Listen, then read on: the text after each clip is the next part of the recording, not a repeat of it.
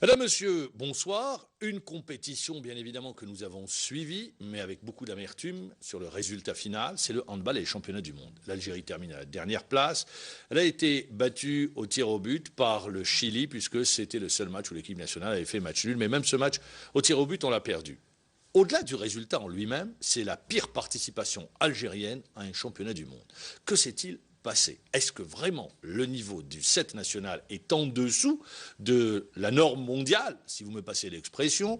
Est-ce que c'est un problème de préparation, un championnat faible, des joueurs en dessous du niveau requis? Pour tenter de comprendre et de nous expliquer, de décrypter justement cette participation, avec nous aujourd'hui Jafar Meddour, spécialiste de handball, journaliste. Bonsoir Jafar. Bonsoir Marmar. Ancien international, manager au groupement sportif des pétroliers, Ouchia. Bonsoir Ouchia. Bonsoir. Alors, messieurs, est-ce qu'on pouvait s'attendre à une telle participation avant le coup d'envoi de ce mondial? Je ne parle pas du résultat, mais du contenu. Moi, je dis aucunement, parce que on espérait quand même mieux par rapport au fait que cette équipe a gagné le titre africain. Elle a montré quand même un visage que l'on a oublié pendant des années. On espérait à ce moment-là qu'il y avait une reprise en main, que les choses allaient mieux se passer. Malheureusement, on a connu, comme tu viens de le dire, on n'a jamais connu une déception aussi grande. C'est une déroute. Ah, bien sûr. Même, je ne te cache pas, il m'est arrivé de regarder les matchs en ressentant une honte. Parce que jamais j'ai vu ça au niveau des handball. Au contraire, on n'a eu que du plaisir justement à voir cette discipline évoluer. Malheureusement, cette fois-ci, ça n'a pas été le cas. Jafar Meddour. Malheureusement, cette déroute était prévisible, car tous les signaux étaient au rouge. Sur le contenu des matchs? Pas autant. D'accord, voilà, c'est ça. Parce qu'en voyant les matchs de préparation, je les ai quand même vus depuis le mois d'août. Pour la très grande majorité, il n'y avait pas beaucoup de contenu. C'était très pauvre en attaque. La défense avait beaucoup de mal. Il y avait beaucoup de manque d'automatisme avec Filah en défense centrale qui fait son retour, qui avait du mal à s'accorder avec soit Mokrani ou l'autre joueur qui était à côté de lui. On a eu un grand changement depuis la CAN. La CAN, ce n'est plus la même équipe. Ce n'est plus le même état d'esprit. On a aussi le manque d'un colosse comme Boudrali qui était le chef de cette défense. Et le fait que son départ nous a apporté un grand... C'est-à-dire, vous êtes en train de nous dire qu'une hirondelle fait le printemps? Ça, c'est une conclusion trop hâtive. Voilà, c'est pour ça. Ça, c'est une explication parmi tant d'autres. Il faut revoir la préparation, il faut revoir plein de choses au niveau du championnat, au niveau de l'état de santé des joueurs. On a eu beaucoup de joueurs blessés. Comment ça se fait qu'on se retrouve avec autant de joueurs blessés? Est-ce que c'est normal? Moi, personnellement, je dirais que ce n'est pas normal. Parce que c'est-à-dire se focaliser uniquement sur certains joueurs ou espérer qu'il y ait certains joueurs qui puissent être, c'est-à-dire c'est eux qui détiennent la solution. Moi, je dis que non. Et là, Jafar, il a cité un problème. Moi, je dis qu'il y a autant de problèmes qui ont occasionné cette déroute.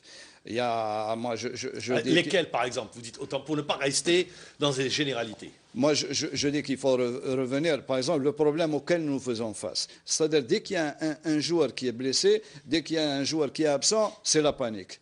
Donc, il faut revenir, je dis, à la formation. Je parlerai toujours de formation, on de y prise en charge. On y reviendra sur ces aspects-là, mais je reste sur l'équipe nationale, sur le coaching de l'équipe nationale. Vous dites, moi je voudrais revenir sur un des aspects. Vous étiez présent à la conférence de presse, Jafar Meddour. L'entraîneur national a la question de savoir si tout s'était bien passé. Et il dit oui. Il remercie le président de la Fédération algérienne de handball. Il remercie le président du comité olympique. C'était la veille du départ de l'équipe nationale. Est-ce que l'entraîneur a voulu garder une sérénité de façade? Est-ce que lui-même s'est trompé dans sa préparation? Parce que je vais aller plus loin et je vous tends la perche. La question a été posée au président de la Fédération algérienne de handball pour dire, mais finalement, l'entraîneur national son programme n'a pas été respecté. Et ce dernier, je le dis, m'a répondu, et on l'aura sur ce plateau, le programme de l'entraîneur, le programme a été demandé par l'entraîneur national, a été respecté à la lettre. Est-ce que ça ne serait pas Zguili qui serait trompé tout simplement dans sa préparation? Il a commis des erreurs. Enfin, je pense que la meilleure des choses, c'est d'essayer de créer cette confrontation pour que chacun puisse dire ce qu'il a à dire. Parce que c'est les seuls qui pourraient répondre. À partir de là, quand Zguili dit tout va bien, est-ce que lui-même ne sait, peut-être qu'il a fait une erreur d'appréciation en termes de préparation pour un tel événement? Moi, je ne dirais pas ça, parce qu'il m'est arrivé une fois, quand j'étais entraîneur national, où j'étais confronté à une situation où disons, les moyens mis à disposition de l'équipe, c'était des moyens dérisoires. Donc, je me suis dit, à ce moment-là, c'est une équipe qui était censée participer à un championnat d'Afrique.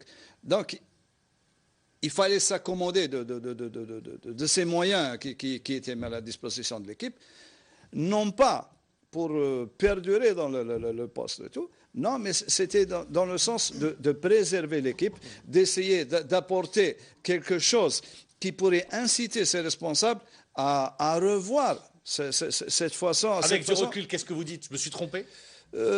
Non, je dis que je ne me suis pas trompé, parce que je l'ai fait pour l'intérêt. D'accord, mais est-ce que ça a réglé un problème? Ça n'a pas réglé. Merci. Malheureusement, ça n'a pas réglé. Bah, c'est ça. C'est pour ça que je vous dis, est-ce qu'il n'y a pas une erreur de votre part à ce moment-là?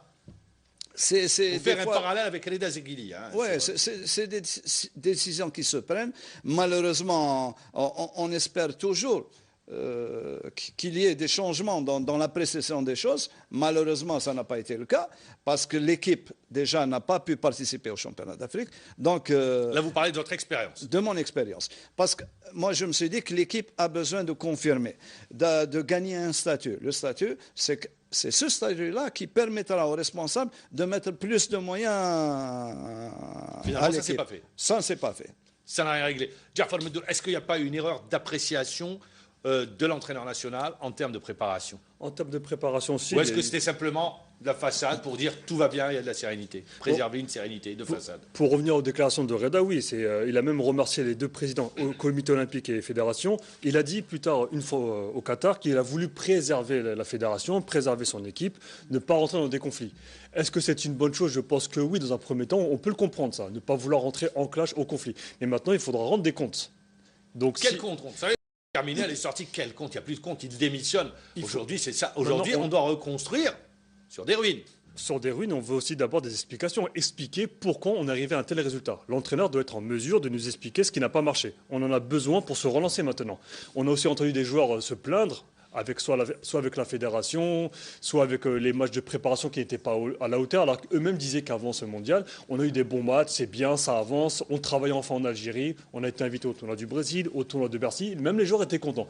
Maintenant, il va falloir savoir, soit il faudra prendre ses responsabilités, fédération, entraîneur, peut-être pas les joueurs, pour dire que oui, les choses n'ont pas été bien faites, n'ont pas été bien réalisées pour se préparer au mondial. Pourquoi on arrive face à l'Égypte? Et on s'écroule complètement. Aussi rapidement. Le technicien que vous êtes, Ouchia, moi je vous pose la question. Nos joueurs sont faibles? Ils sont devenus faibles en 7 mois ou en 8 mois, en un an? Je n'irai pas jusqu'à dire cela, parce que c'est pas le cas. C'est pas le cas.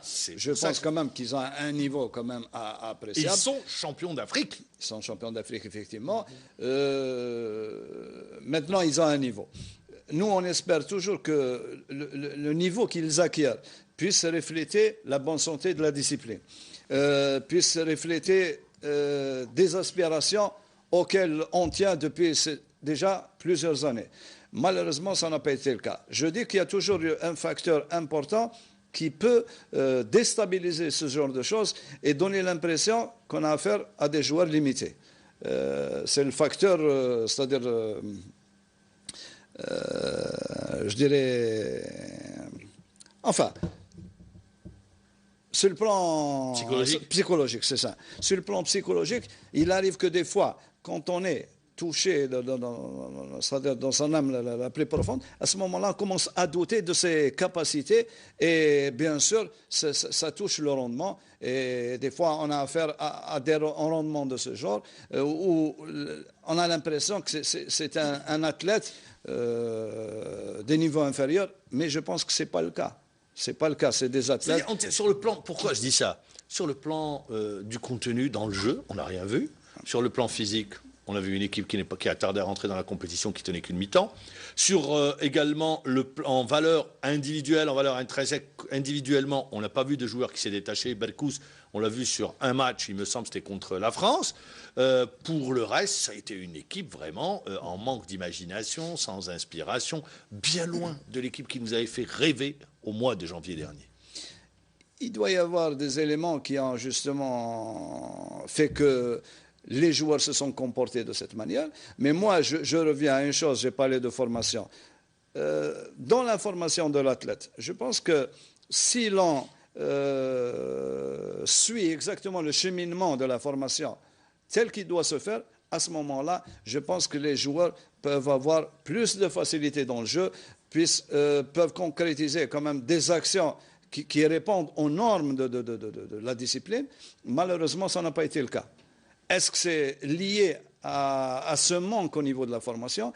Est-ce que c'est lié à un problème précis qui a fait qu'il n'y a pas eu d'initiative? Je vais vous poser la question, directement. Le handball, c'est un sport collectif, il y a une vie de groupe. Effectivement. Est-ce que de l'extérieur, je dis bien de l'extérieur parce qu'on n'était pas à l'intérieur, ça dégageait pas peut-être qu'il y avait une coupure dans le groupe, une scission, l'entraîneur lâché par son groupe? C'est possible. Ça peut arriver? Ça peut arriver aussi. Mais maintenant, je pense que... Pourquoi j'ai parlé de confrontation? Si l'on entend toutes les parties, chacun aura son mot à dire ou dira ce qu'il pense réellement. À ce moment-là, peut-être on peut situer les problèmes qui peuvent servir justement de tremplin pour anticiper sur l'avenir. Parce que maintenant, il ne faut pas rester à se morfondre. Tirer les enseignements et avancer dans le même temps. Bien sûr, c'est ce qu'il faut faire.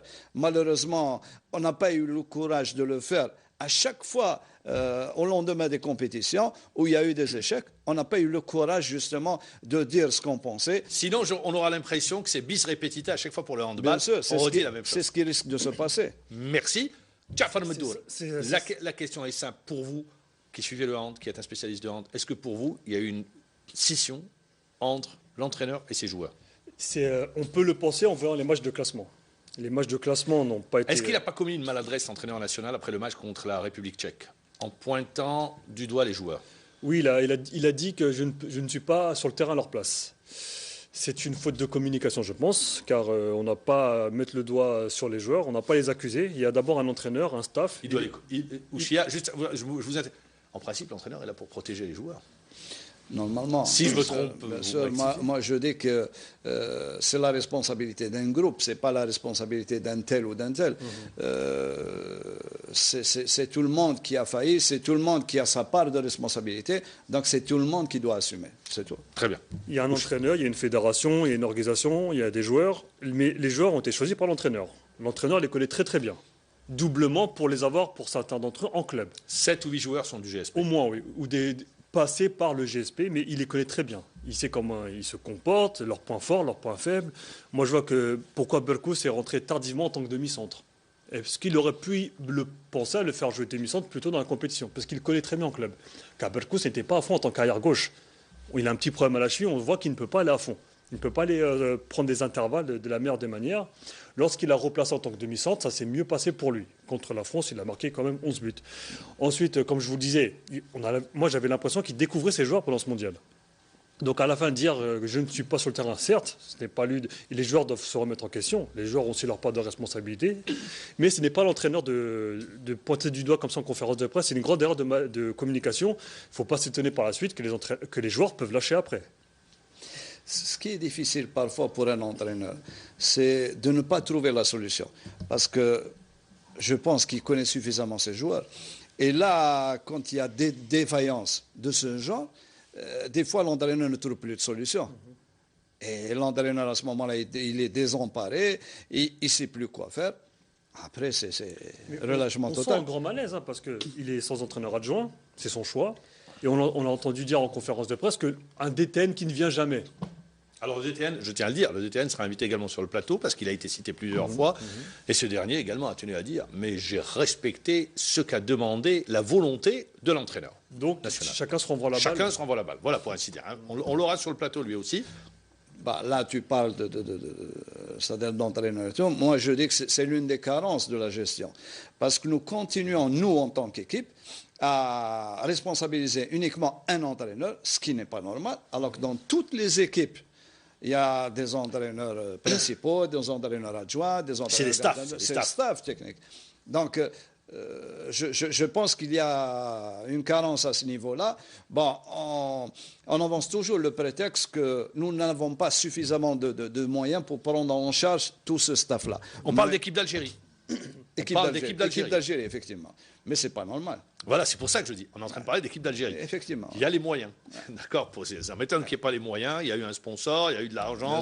L'État a donné. L'État prend en charge les équipes nationales. Des sponsors, oui. Oui, mais il y a aussi autre chose. C'est que l'entraîneur, des fois, réfute cette idée d'élargir son staff.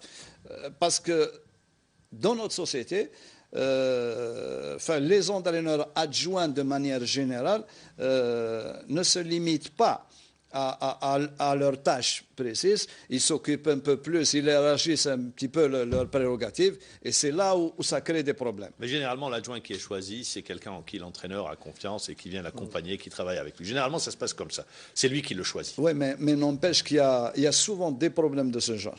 Alors, on a voulu les éviter. Messieurs, alors il y avait un mondial qui vient de se terminer. On le dit et on ne le répétera jamais assez, avec des scores lourds contre l'Égypte. La première fois, on perd avec 14 points d'écart. Alors contre la République tchèque, le match qu'on devait gagner, messieurs. Celui-là, on s'est complètement écroulé. C'est 15 buts d'écart ou 16 buts d'écart. 16, voilà, 15 ou 16 buts d'écart. L'Égypte et la Tunisie sont en 8e de finale. L'Égypte qui était dans notre groupe. On a pris du retard sur ces deux nations parce qu'il faut bien qu'on ait des références, qu'on se situe. On a pris beaucoup de retard. Effectivement, on a pris beaucoup de retard. Moi, je situerai la fin. Regardez un petit peu les étapes qu'on a eues. Bon, le dernier titre, c'était... Enfin, l'avant-dernier titre, c'était même, je dirais... avant d'entamer une autre étape, on avait terminé en 89 sous l'ère d'Aouaz. Le prochain titre, on l'a eu en 96. Belhoussine. Sous l'ère Belhoussine. Et 2014... c'est sous l'ère Zeguili. Regardez un petit peu le fossé entre les différentes étapes de 89 jusqu'en 96, 96, 2014. Et je dis qu'on a perdu beaucoup de choses.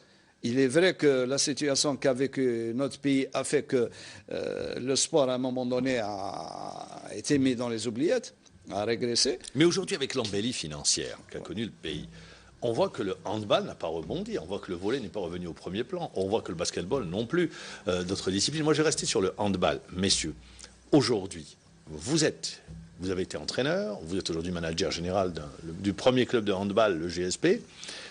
Il y a le GSP quand, dans le monde du hand, on dit il y a le GSP et les autres.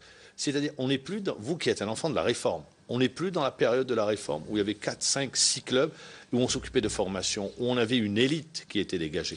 Je pense qu'on est loin de tout ça. Mais moi aussi, j'ai vécu une période où il y avait ce genre de situation, c'est-à-dire vers les années 70, juste avant la réforme. En handball, par exemple, il n'y avait que 2 clubs.